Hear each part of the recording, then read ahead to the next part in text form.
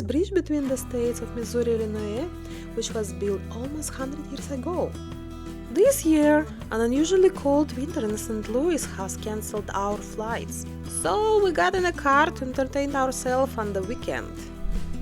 Today we arrived under this historic bridge. It connects two states right in the middle of the Mississippi River. It's turned 30 degrees. Now it's only pedestrian and considered part of the historic Route 66.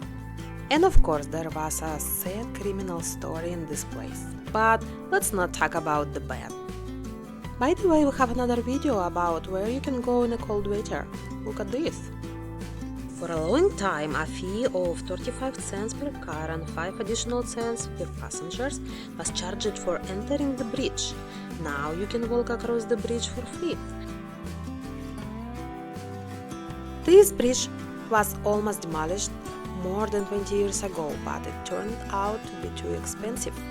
As a result, it was restored, and now you can walk here or cycle.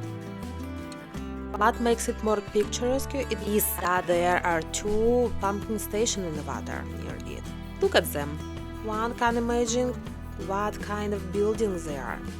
And what does your imagination tell you? Every couple of weeks we release new travel videos.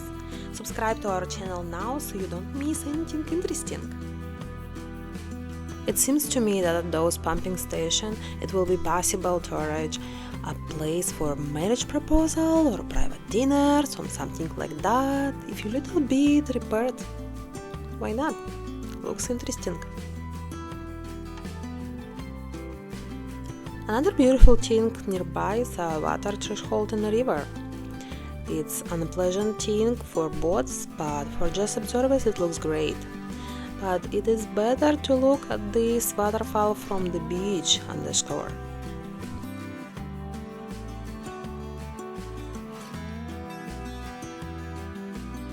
Bye bye guys, I hope you enjoyed this video and have a great day.